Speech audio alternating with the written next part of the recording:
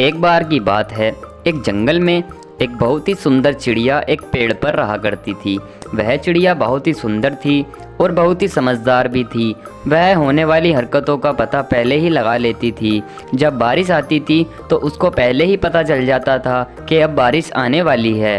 अरे मुझे लगता है कि अब बारिश आने वाली है, क्योंकि मौसम बहुत ज़्यादा गंदा हो रहा है और बादल भी हो रहे हैं। मैं जल्दी से सारे पक्षियों से बता देती हूँ कि अब बारिश आने वाली है।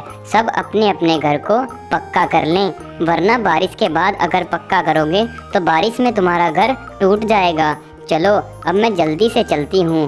पहले कालू कौवे के पास जाऊँगी, उससे कह दूँगी कि कालू कौवा भाई अपना घर को पक्का कर लो, वरना अब बारिश आने वाली है, तुम्हारा कच्चा घर बारिश में बह जाएगा। चलो अब मैं जल्दी से चलती हूँ। उसके बाद वह सुंदर चिड़िया कालू कौवे के पास आती है और आकर कालू से कहती है, अरे कालू भैया, मैं आपसे बारिश के बारे में बताने आई हूँ, क्योंकि शाम के टाइम बहुत तेज बारिश आने वाली है। आप जल्दी से अपने इस कच्चे घर को पक्का कर लीजिए, वरना आपका ये घर बारिश में बह जाएगा। मैं आपके भले के लिए कह रही हूँ। अरे अब तुम बताओगी मुझको कि मुझे किस टाइम अपना घर पक्का करना है और किस टाइम अपना घर कच्चा करना है। तुम इतनी बड़ी तो नहीं हुई कि तुम मुझको अक्ल दोगी। अब तुम चुपचाप यहाँ से निकल जाओ, मैं अपने आप अपने घर को कच्चा और पक्का दोनों कर लूँगा, लेकिन तुम मुझको ज़्यादा अक्ल मत दो। तुम चुपचाप यहाँ से निकल जाओ। और तुमको क्या ज़्यादा ही पता है कि बारिश आने वाली है? अरे आप तो मेरी बात का बुरा मान गए। मैं जो भी कह रही हूँ आपके भले के लिए कह रही हूँ भैया। आपको अच्छा नहीं लगता तो कोई बात नहीं, आप मत कीजिए अपना घर पक्का। मेरा तो बताने का काम था, मैंने बता दिया।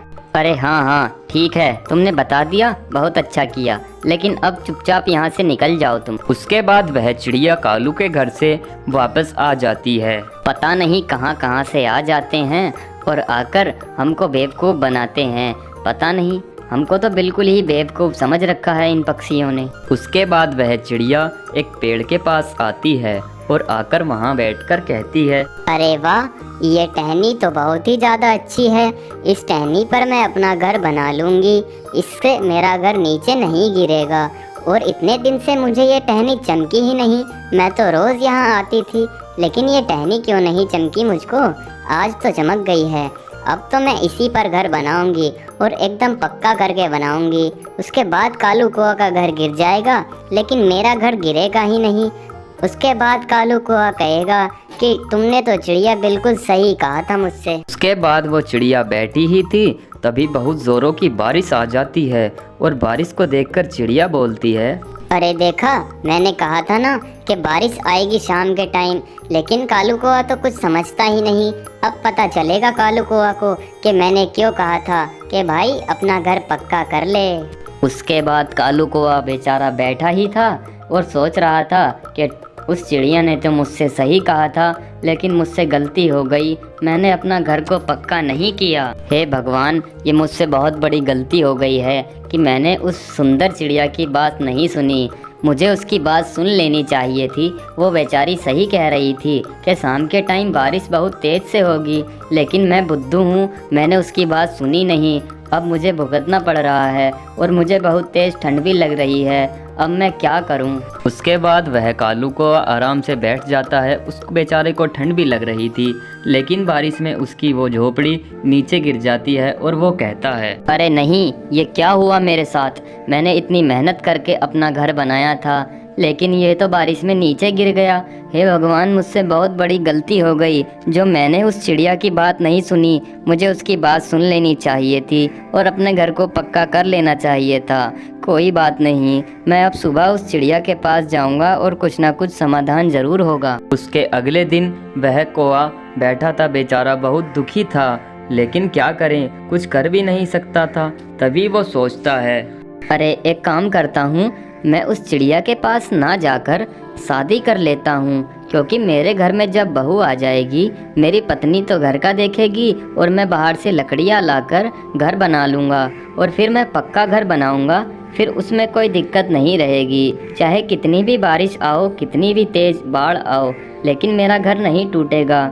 चलो अब मैं जल्दी से कोई लड़की देख लेता हूँ और उससे शादी कर लूँगा, चलो अब जल्दी से चलता हूँ मैं। उसके बाद वह कौवा एक शादी कर लेता है और शादी करने के बाद अपनी बीवी को अपने घर ले आता है और घर आकर उसकी बीवी सोचने लगती है और फिर उसकी बीवी अपने पति से कहती है, हाँ जी, सुनते हो हमारा घर कहाँ है, हम कहाँ रहेंगे, और आप मुझसे शादी तो करके आए लेकिन आप मुझको रखोगे कहाँ, हमारा घर कहाँ है। उसके बाद वह कालू कौवा सोचता है कि अब मैं अपनी पत्नी को कहाँ रखूं, मेरे पास तो घर ही नहीं है। अरे सुनो गौरिया, तुम ज़्यादा परेशान मत हो, हमारे पास एक बहुत ही अच्छा घर है।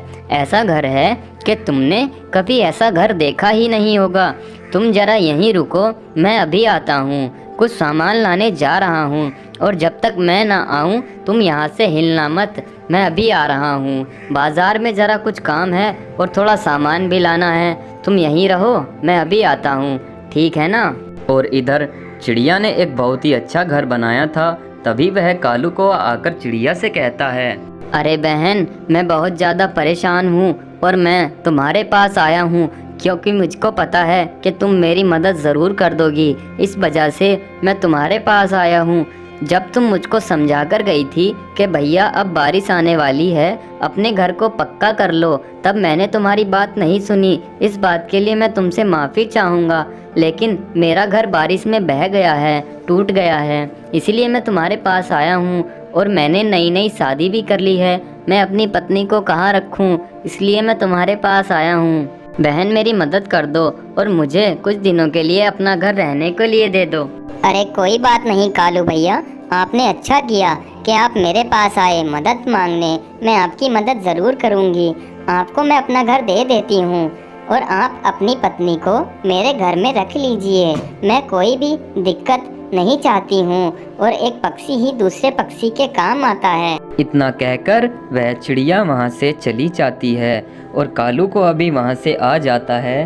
और कालू कौवा अपने घर आता है और आकर अपनी पत्नी से कहता है, अरे सुनती हो, चलो गौरिया, अब हम अपने घर चलते हैं। मैंने तुमको तो अपना घर दिखाया ही नहीं। चलो अब मैं तुमको एक बहुत ही अच्छा सा घर दिखाता हूँ। मेरा घर बहुत ही अच्छा है, चलो जल्दी चलते हैं। उसके बाद वह दोनों उस घर की तरफ आते हैं और अंदर चले जाते हैं। अरे वाह, आपका घर तो बहुत ही अच्छा है, ऐसा घर तो मैंने कभी नहीं देखा, और इस घर को देखते हुए तो मुझको बहुत ही अच्छा लग रहा है जी। चलो ये तो अच्छा हुआ कि तुमको मेरा घर बहुत ही अच्छा लगा।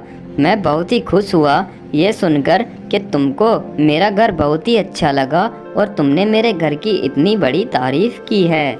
और इधर ये दोनों तो बहुत ही ज़्यादा खुश थे, लेकिन दूसरी तरफ वह चिड़िया बेचारी बारिश में एक पेड़ पर बैठी हुई थी। उस चिड़िया को बहुत ही तेज़ ठंड लग रही थी। उसने अपना घर कालू कौवा को दे दिया था। ये चिड़िया बहुत ही ज़्यादा अच्छी थी और उसने अपना घर कालू कौवा को दे दिया था। फिर वह चिड़िया कहती है, हे भगवान, ये बारिश तो रुकने का नाम ही नहीं ले रही।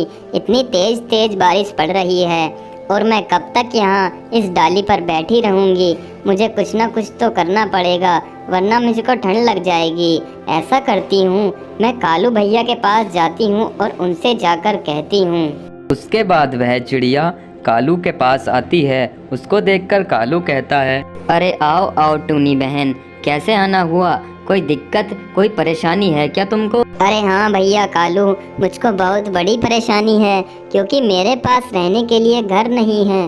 मैंने अपना घर किसी को दे दिया है और अब मैं भटकती फिर रही हूँ। बाहर बहुत तेज बारिश हो रही है और बारिश में मैं पूरी भीग गई हूँ और मुझको ठंड भी लग रही है। क्या मैं आपके घर में रह सकती हूँ? अरे नहीं नहीं, तुम हमारे घर में नहीं रह सकती। हम तुमको अपने घर में नहीं रखेंगे। पता नहीं कहाँ कहाँ से आ जाते हैं और आकर कहते हैं क्या हम तुम्हारे घर में रह सकते हैं। जाओ, निकल जाओ यहाँ से, बाहर जाओ यहाँ से। अरे नहीं नहीं, तुम्हारा दिमाग तो ठीक है, तुमको इस चिड़िया पर बिल्कुल भी दया नहीं आ रही क्या? तुम देख नहीं रही कि ये चिड़िया बारिश में भीग चुकी है और तुम कह रही हो कि निकल जाओ यहाँ से। मैं तुमको एक बात बताना चाहता हूँ। मैंने तुमसे ये बात छिपा कर रखी थी कि मेरा घर तो बारिश में टूट गया था और मैं इसी चिड़िया के पास मदद मांगने आया था।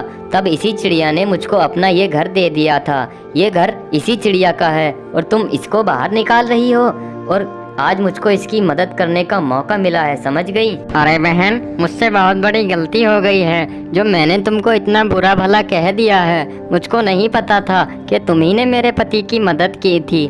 कोई दिक्कत नहीं, तुम आराम से मेरे ही घर में रह सकती हो। ये तुम्हारा ही घर है, कोई दिक्कत मत लो, तुम आराम से यहीं हमारे साथ रहो। अरे आप दोनों का बहुत बहुत धन्यवाद कि आपने भी मेरी मदद की। मैं तो सोच रही थी कि कहीं मैं ऐसे ही ना रह जाऊं, वरना मैं तो बारिश में भीगकर मर ही जाती। उसके बाद वह तीनों उस घर में आराम से रहने लगते हैं बिना किसी परेशानी के।